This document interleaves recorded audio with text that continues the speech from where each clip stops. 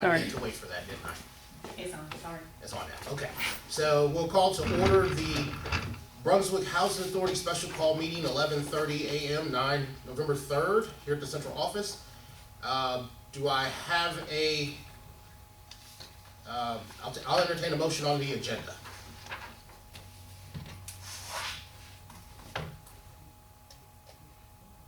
Motion that we move forward with the agenda at hand.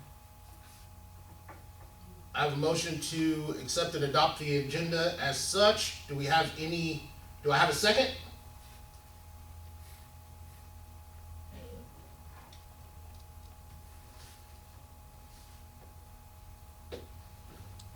Commissioner Sorrells or Commissioner Bailey or Commissioner Dobson, can you hear me? I can hear you. I'll make a second to adopt the agenda. Excellent. Got a motion by Commissioner Dickerson to accept and adopt the agenda, seconded by Commissioner Sorrells. Is there any further discussion? Hearing none, all those in favor, please say aye. Aye. Aye. Aye. He may have muted himself. That motion passes unanimously. All right, we'll take a quick moment of silence and a prayer by Commissioner Dickerson, if you will.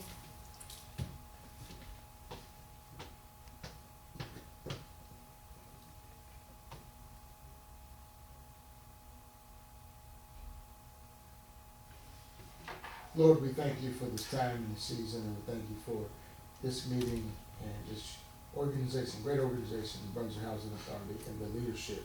Lord, we pray that we come to accomplish what we need to accomplish today, and love, unity, and healing as we are praying for revenues, resources, and results.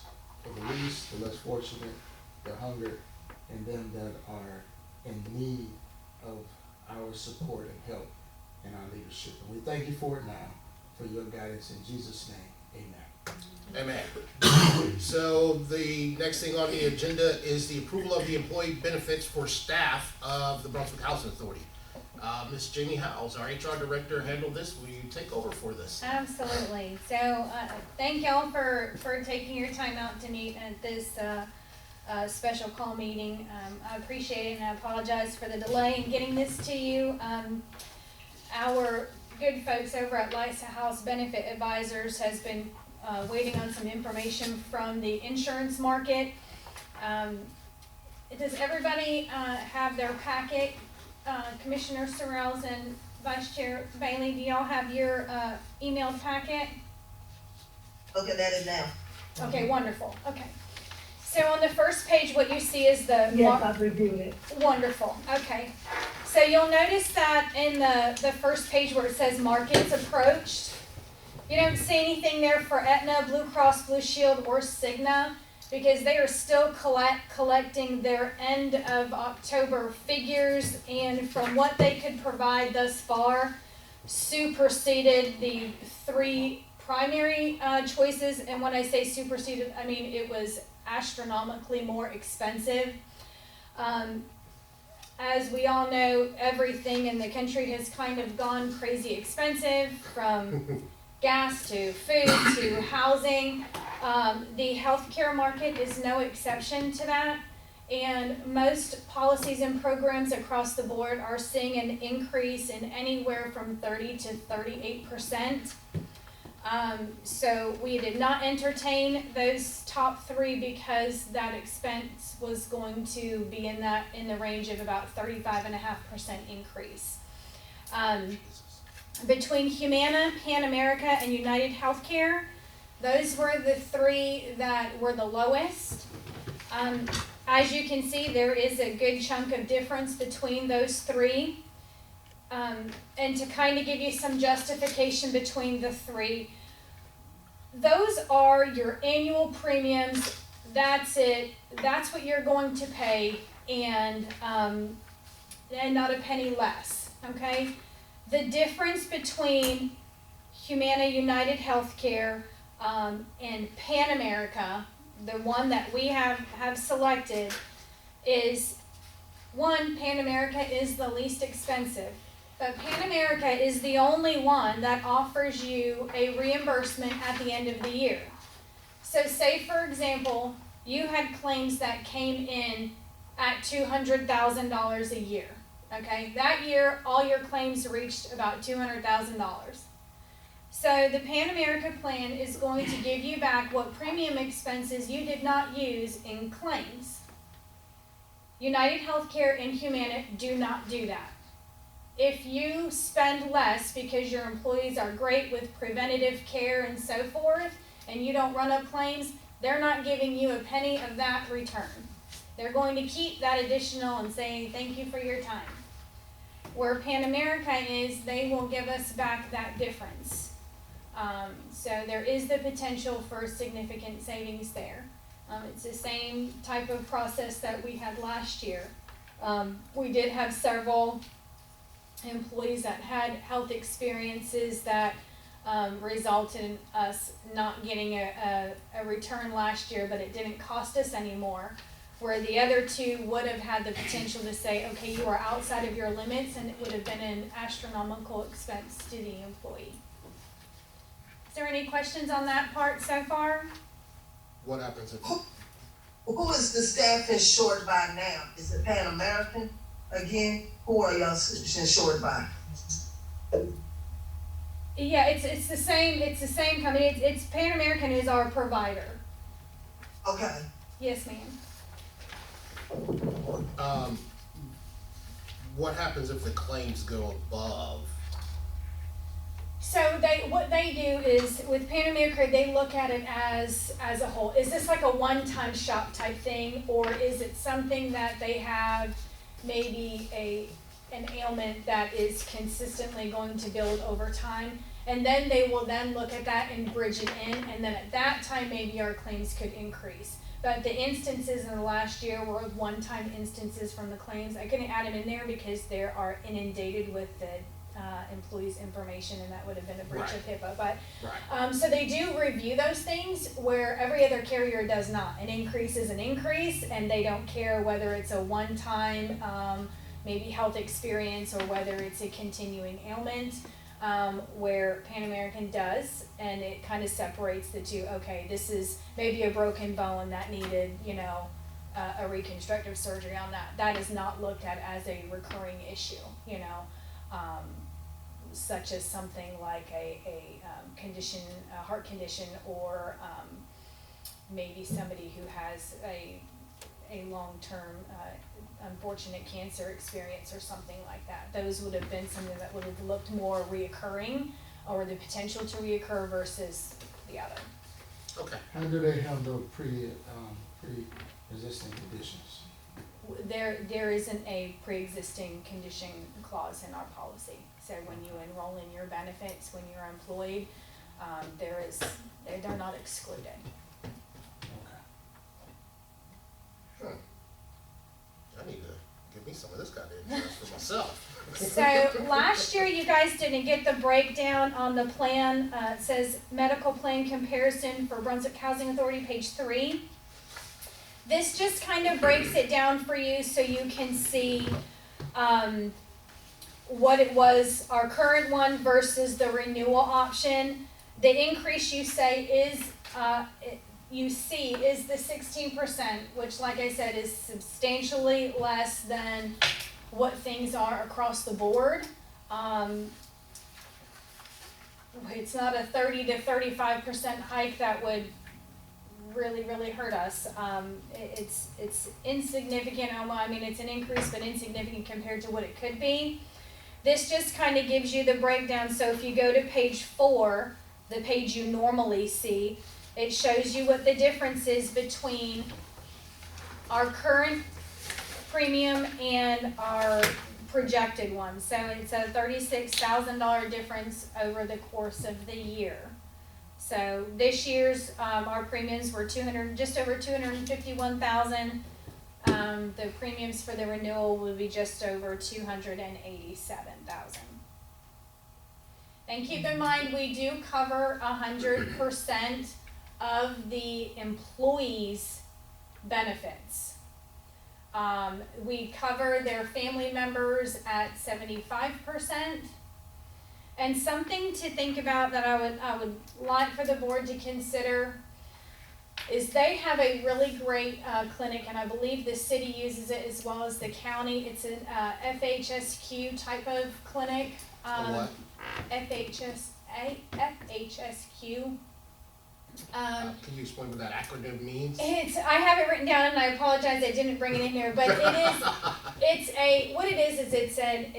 a clinic that is there for employers for their wellness process or programs for their staff. Okay, so a lot of them will use that for their urine drug screens or their annual health physicals.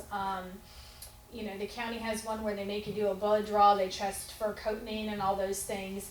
And what I'd like to do is consider the opportunity of saying, this next enrollment, we would love to encourage our employees to utilize this clinic. One of the best things about this clinic, one, it doesn't cost us any money, okay? The second thing that benefits it is it uses a veterans type prescription benefit program. So if you were to, for example, have a blood pressure medication that costs you anywhere from, your copay anywhere from $30 to $50 depending on certain insurance carriers. Say the drug costs your insurance company thousands of dollars, your portion is $200. This brings it down to actual cents, and when I say cents, like 4. So it drops the prescription cost substantially. The benefit to that comes back in our premiums. The benefit to that comes back in our claims that are paid out, because if people are able to afford and utilize preventative medicine or preventative care, and it doesn't hit their pocket so much, they're more likely to opt to utilize that service, which and then results in a decline in visits to the ER or urgent cares, and those are where you see spikes in claims. So, well, 2 things. One, I like the clinic. HSQ, yes. The clinic, I like that. It doesn't cost, there's no additional cost for that. No. What would it take to implement that?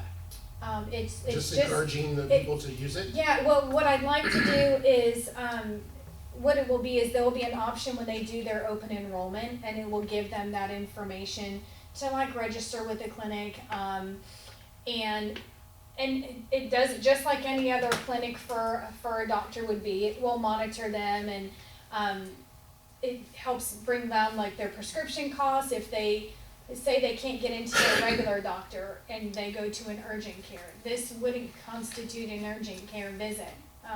Not everybody can use the clinic because it is an employer type based clinic, so like I said, the county uses it, the city uses it. One of the best things about it would be is if we can encourage our employees to do that. The next part would be the following open enrollment for the next year. I would like to say that it would be a requirement to participate. Right now, there are employers that pay 100% employee benefits almost don't exist anymore because of how expensive it is. After Madam Vice Chair, that's my question is going to be about that 100% Yes, so my theory would be is if you select not to participate in the clinic, in the wellness clinic, and taking better care of yourself and reducing costs for yourself and the housing authority, then other agencies do, there would be a surcharge. So there is a national poverty line for what you can charge for a healthcare expense, and how that's calculated is they take your lowest paid hourly employee, they figure out what that annual salary is, they multiply it by 9.131, then they divide that by 12, and that magic number is the most you can charge for a monthly premium on an individual. So for us, it would be probably somewhere in the means of $30 to $50 a pay period if they chose not to utilize this program to help keep the expenses down. And this would Where's- give us, I'm sorry, go ahead. Clinic located. It's over there, right across from the mall in one of those new, strip areas right on the outer side. I could definitely give you, the address and that if you'd like. I know where it is. Okay. 100% coverage. That means that if, say, an employee of the housing authority goes to the hospital, Mm-hmm. they don't have a deductible? Well, they definitely have it done. When we say 100%, it means we pay their premium. Okay, so if So you we're look, paying the premium for them. so if you look on this page, on page 4, okay, Okay? where it says employee, see that, the Pan America renewal is $766.83. That's what we pay for every employee, every month, who is enrolled in health coverage. And how much do they pay? If it's just themselves, they don't pay anything for the premium. Now, if they go to the doctor and they have a copay, they have to pay their copay. If they go for services and those services pay 50, 60, 70, 80%, they're responsible for that other portion. So when I say we pay 100%, we are paying 100% of their premium. So so the employees of the housing authority does not have dollars coming out of their check for healthcare. That's correct. So like you just said, on this first line, it says enrollment is 12 months. So that's the whole calendar year. So you will pay that $766 for each employee that's at the housing authority? Yes, ma'am, that is enrolled in benefits. Right. And so the next line where it says employee plus spouse enrollment, is that 2 years or is that 2 people? What does those numbers underneath that 12, what's that? Yeah, the enrollment, those numbers under enrollment are just what we had in this last year to kind of give you an idea of how many of our staff actually utilize our benefits that we provide. Obviously, that could change depending on, life-altering events, whether some people got married from the last enrollment to now, whether they are new employees, whether we have lost a few. So those numbers will end up being a little bit different come enrollment time. That's just to kind of give you an idea. Now, with that number, you see the 1549. That's going to give you the employees amount and then the 75% of the spouse's amount. Right, so, okay, so, all right, so the employee plus spouse means there was 2 employees that had a spouse that used that. That's correct. That's correct.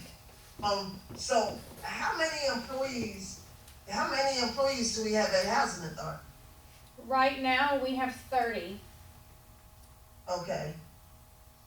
So you would take 30 times that $766.83, and that's how much we will pay going into the new year.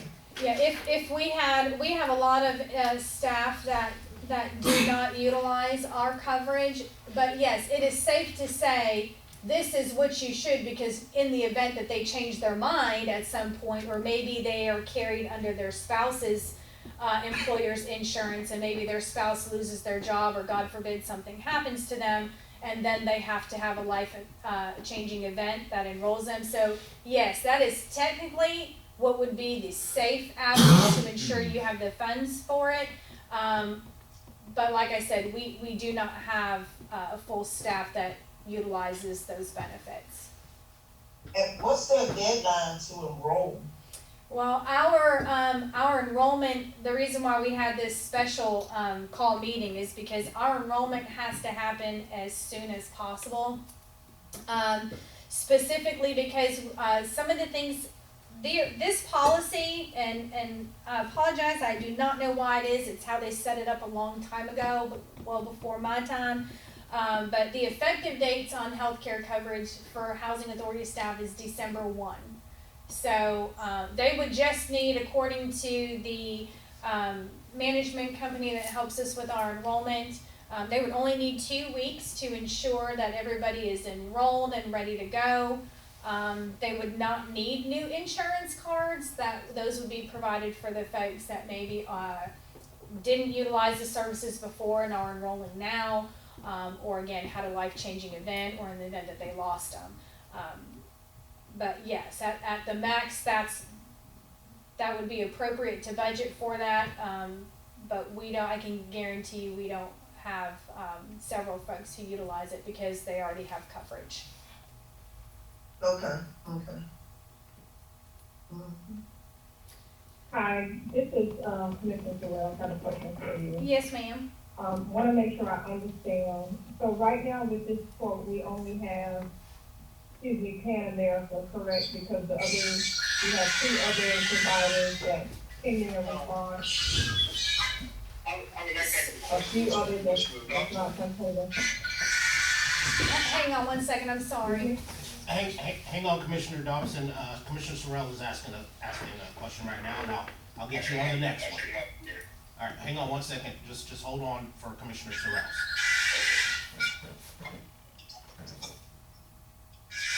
So we only have Go that ahead. one quote, is that correct? Commissioner Dobson, go ahead and mute your line until we, come back for you. I was done with my line. Okay, thank you. I'm sorry, Commissioner Sorrell, go ahead, I think. Okay. My line, is my line muted? No, your line is not muted. Oh, okay. Change it over, hold on. Hang on, Commissioner Sorrell, Chester Dobson's on the phone with us as well. All right, we're no longer hearing Chester Dobson. Go ahead, Commissioner Sorrell. Oh. Love technology. If you can ask your question again, Commissioner Sorrell. Can you on? Yeah, we can hear you. Yes, sir. Okay, so we only are looking at the quote from Pan American, correct? Yes, ma'am, because, normally the rule of thumb is to look at the services that are, the most cost efficient. Okay, I want to make sure of that. And the second question I have in regard to that, I understand the housing authority will pay the premium. That doesn't exclude copay for staff, correct? They do have out-of-pocket costs related to copay? Yes, ma'am, they do have copays. That coverage is only the premium. All the other expenses with the plan, such as copays or, deductibles, or, sometimes, certain coverages have a certain percentage when it comes to laboratory or radiology services. Those things still apply like a traditional, insurance company, but we just are paying 100% of that premium, where most employers cover. Lately, it's been anywhere between 60 and 75%. That's what I was thinking. Right, okay, wanted to make sure that we clarified that. And then the other piece, when I look at, and I'm not familiar with Pan American, so, Sure. I know you talked about the provider here that does accept this insurance. Yeah, it's Do you get a sense of, it's under the umbrella of Cigna. okay, Yes, ma'am. It's kind of like, if you had a Cigna umbrella, Pan American is one that kind of is offered to businesses that, are in public service or governmental entities. okay, that was helpful to know that it falls under Cigna, because that does broaden the employees having a choice Absolutely. as to their medical provider. So Yes, that- ma'am. That answers my concern. My concern was that we would be limiting choice for providers, and people would have, larger costs because they would more than likely have to use providers out of network. Yeah, If it didn't fall under a larger umbrella. So Yeah. I appreciate you clarifying that. yeah, no problem. Thank you. You're welcome. Okay, Hang Dobson, on, yeah, let me see if I can get Dobson first. Commissioner Dobson, you wanna unmute your phone and ask your question?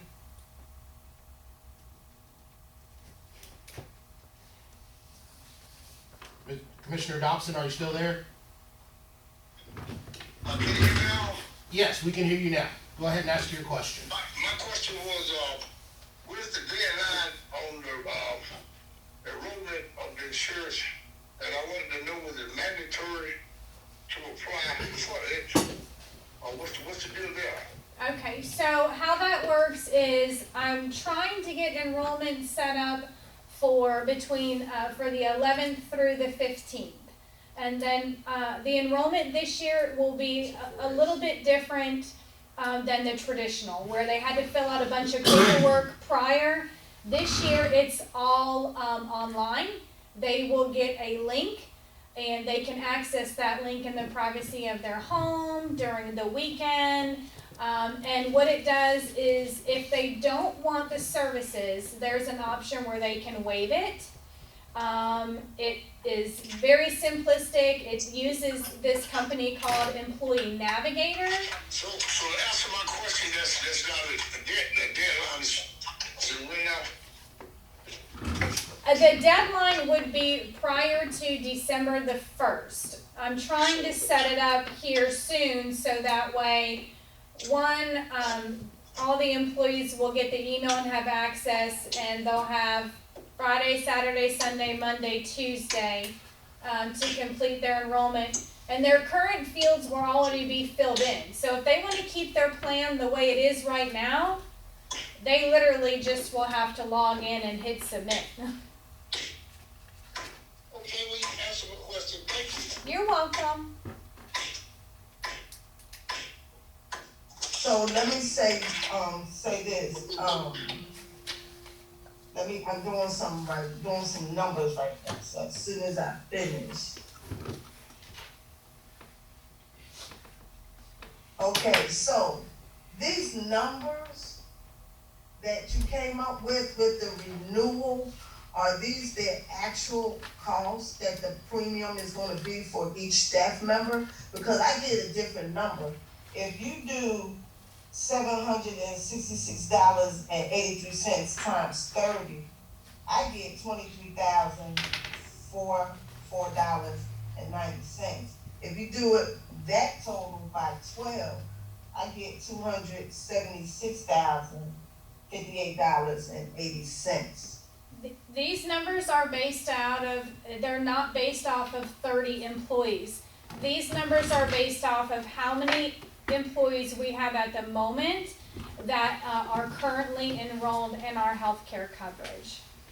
Okay, Yes, ma'am. Okay. So the way you're doing it, that's what it could potentially be if everybody decided to enroll. But I can tell you 100%, we don't have 100% staff enrollment. do you know approximately how many staff is enrolled in now? We've had some changes in staff. Right now we have 20. I am anticipating we will probably have maybe an additional 3, maybe 4. A lot of our staff members have coverage through their spouse's insurance, and so a lot of them like to just stick with what they've got. It just makes it a little bit easier, you know. So I'm kind of estimating that we'll have maybe 3 or 4, maybe some changes. Maybe some folks might opt for the family option versus, you know, just employee and spouse, or, you know, there might be some changes in there.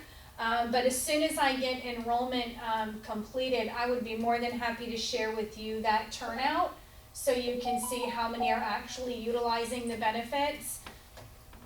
So, but like you said, it's a comparison thing compared to what they might have with their spouse to what you offer that might be better. So you probably won't get 100% based on what they have personally. That's correct, that's correct. It's all, unfortunately, because we have to do this before we have an enrollment, you know, I can only give you an estimate of what these figures would look like based off of, you know, where we're at right now. But I definitely don't mind, as soon as enrollment's over, sharing with you what that looks like so you can see a more realistic number of what it looks like and how many people are utilizing the services. Okay. I would like for the board to consider, or pondering it, maybe we can visit it again another day, but I really think with the way the world is changing, we do need to at least look at or entertain the option in the future of having a portion of these premiums paid by the employee, as do most organizations. And like I said, using a preventative clinic and to help keep those numbers down, cost savings for the employee might be an easier way to do that. If you utilize these services, great. Maybe we'll continue to pay 100%. But if you choose not to, you are an at-risk employee for driving up premium costs. So that would result in a surcharge. Again, it's just something to consider in the future. But we are going to kind of encourage folks this year to say, hey, there's a clinic here, these are all the services that they provide, could save you some change in your pocketbook. We highly encourage you to take a look at it, see what it has to offer and how you can benefit from it.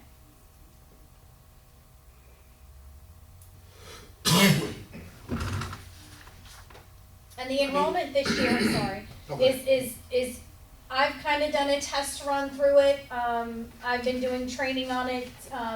It is extremely user-friendly. Every employee will get a link. Once they access the link, they'll register. And once they register, all their demographic information is already pulled into this. So all they have to do is either click on the box that says medical. It'll tell them what their options are, whether they want to choose themselves and their spouse or family or just children or whatnot. And it'll give them an option to waive it too. So if they decide that that's not a service they want, that's okay. You don't have to take it. And they'll select the waive, and that secures us as well in case somebody tries to say, I didn't have the opportunity. Well, you logged in, you created the login, you selected no. Yeah, you did, so that provides some safeguard there for us. But the process is very, very simplistic. Everything's enrolled in there or uploaded automatically, so it's a one-stop shop. I was pretty impressed with how functionable it was, and it's very, very clear. It gives them a running total every time. So if an employee wants to say, well, what is this going to cost me if I check this box? It'll give them a running total of that before it lets them go to the next page. So they're always being able to see, or maybe playing with the numbers and the options to see what's affordable for them. So. Okay. Well, I was just doing some of the basic math, and again, at the 75%, I'm just sorry, this is back of the envelope math. That would roughly cost the employee, and I'm sure they'll have a scale of Sure. about $50 a week, Yeah. Well, and remember, or about $200. There- I know there's that poverty line with Right. healthcare that we have to, so I'll be more than happy to share that formula, but it's always based off of the lowest paid employee in the agency. okay. And that's the max tier that you can charge for that premium, or that surcharge portion, whatever you wanna call it. Okay. So just one quick question. Yes. So we're not gonna make it mandatory to register with the clinic this year. It's something we'll look forward to making mandatory next year, but we wanna have that. Yes, I want to give them the opportunity and highly encourage them to get involved with it, take a look at it, at least try it out, see what it has to offer, see how it can save you money. I don't know anybody that doesn't want to save money on prescription costs, So that alone would save substantially,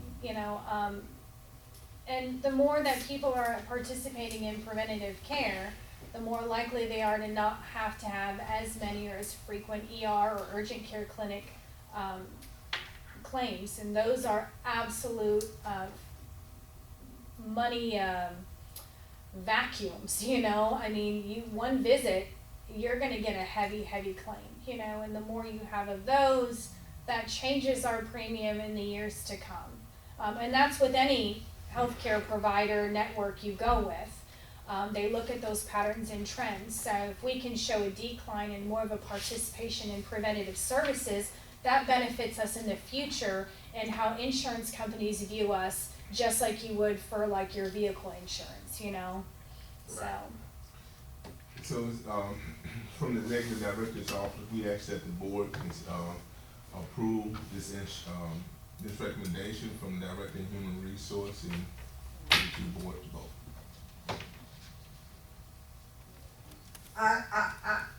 Before we make this decision, when you say mandatory, then you have to consider the people who have better insurance with their spouses.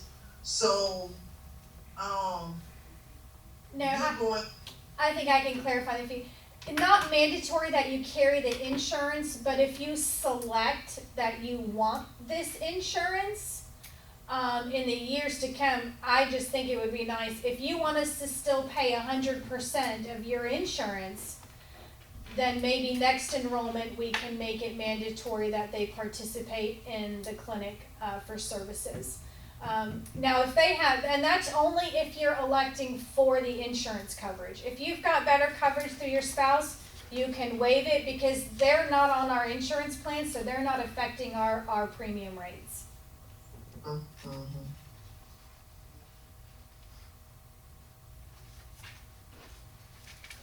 What's your pleasures, commissioners? I'll entertain a motion. I entertain a motion that, use Pan American for next year, going into the next year for employees and staff.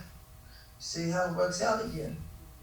Do you need the clinic in there as well, in the motion? No, because it's just an option. It doesn't okay. cost us anything. It's just letting you guys know that service. Okay. All right, so I got a motion by Madam Vice Chair Bailey to approve the healthcare benefits renewal plan. Do I have a second? Second. Got a motion by Madam Vice Chair to approve the health benefits renewal, second by Commissioner Dickerson. Is there any further discussion? Hearing none, all those in favor, please say aye. Aye. Aye. Aye.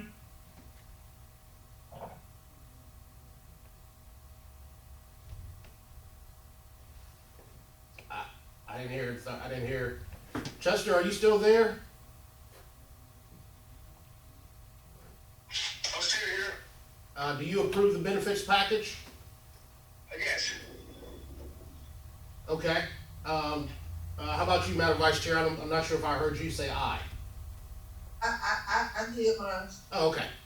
All right, so I think that was all, I think that motion passes unanimously. So I will entertain a motion to adjourn this meeting. Motion to adjourn. Do we have a second? Got a second. Motion by Commissioner Dickerson, seconded by Commissioner Dobson, to adjourn. Do we have any further discussion? All those in favor say aye. Aye. Aye. Opposed have the same? All right, this meeting is hereby adjourned. Thank you, everyone. Thank you. Appreciate it. Thank you. Yes, Alice.